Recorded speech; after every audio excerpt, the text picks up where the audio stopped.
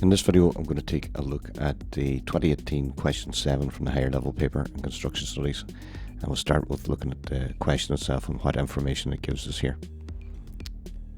So straight off there, you see it's the main entrance door of a 2-story dwelling. So there's this on the picture on the right is a floor, and it says high performance insulated wooden door with vertical sheeting on both sides, and the door frame is thermally broken, so that's important.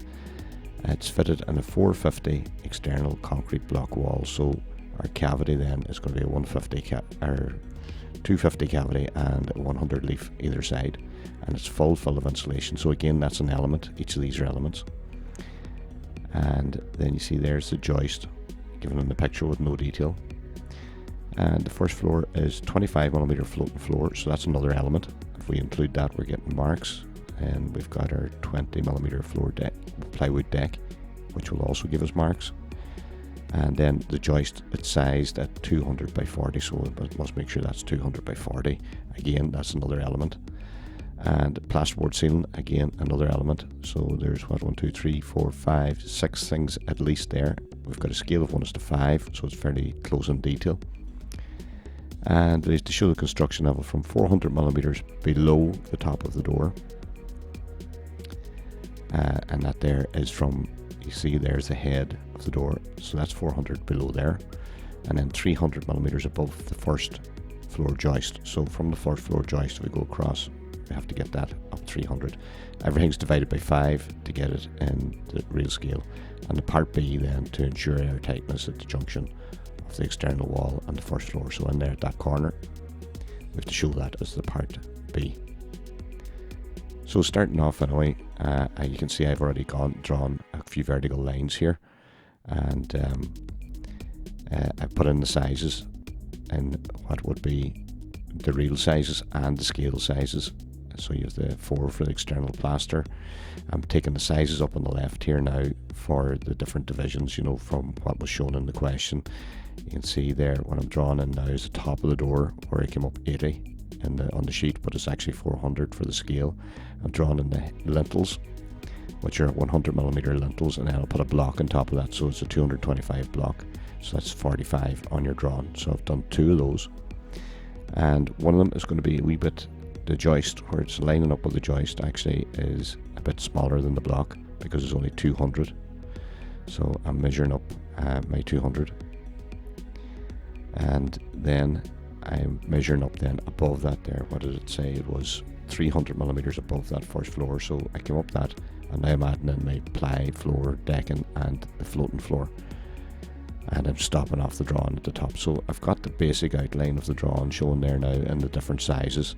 So your external render, which I'm drawing down to the reveal around that there, so I'm allowing for the thickness of the plaster returning into where the door is. And I'm putting in the head of the door there. It's gone a little blurry, but it's 120 square is what I've put that in at, and that there is almost halfway across the opening of the cavity, and that'll come up clear now in a wee second when I actually notice that I've gone blurry here. So that's the lintels, just the 2 lintels, and the door head of the door frame being put in there, and I'm showing the blocks, the line of the blocks there. So each of those are mortar joints.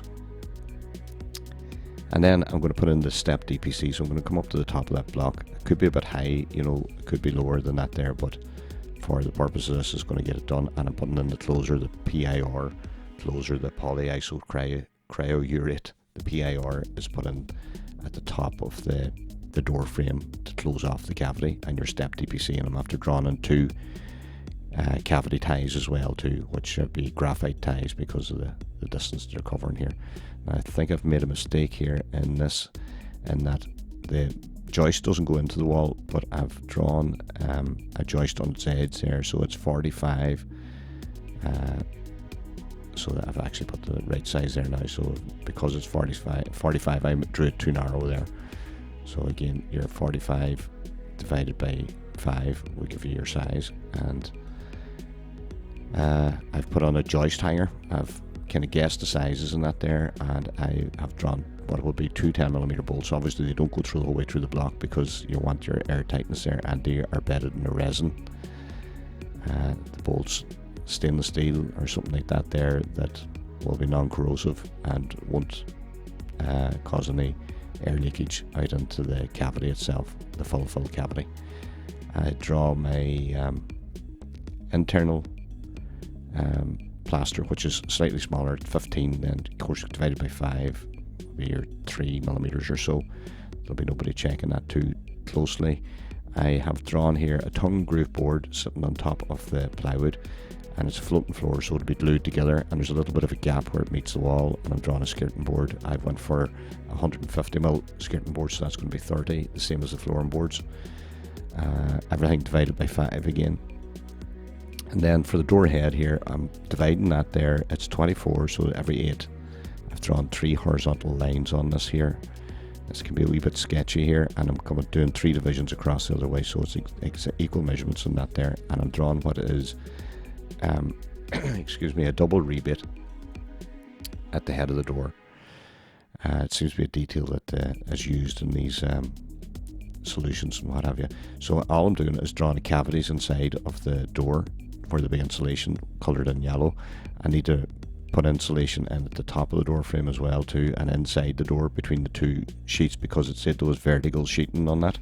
So I've went for something like 20mm vertical sheeting, and it's rebated into the head of the door, and again colouring this in to show that it's insulation full cavity, which is very easy to do with the colours. Just stick that in much quicker in the exam. And then I've got my plasterboard, 12.7 plasterboard, and I've drawn the air tightness tape at the corner, which will answer part B. And now I need to label all of this here. So you go through all of your elements. I'll probably number in a few of these as well. So the external leaf, 100mm, 250 full cavity, graphite ties, external render, and I could have put in the full cavity as well too. I've missed that there. 15mm internal render, skirting board, the floating tongue groove board, TNG, plywood decking, the ceiling joist, the galvanized wall joist hanger. Could have put in the bolts as well too that are bedded in resin, and I have the air tightness part B and the PIR high density insulation, the cavity closer, step DPC. You're rhyming off all these different elements to get each of your marks when you're answering the question. So that's it, thermally broken door and the vertical sheeting that's shown on that there. I've put in the bolts there, and I still have missed the full cavity, which would be another element there. So probably somewhere in around 12 to 14 elements if you indicate all of those there. And I put in a breather membrane, which will be underneath the plywood as well too. So that should cover it, and I'll post up a PDF as well too with the question showing it drawn out.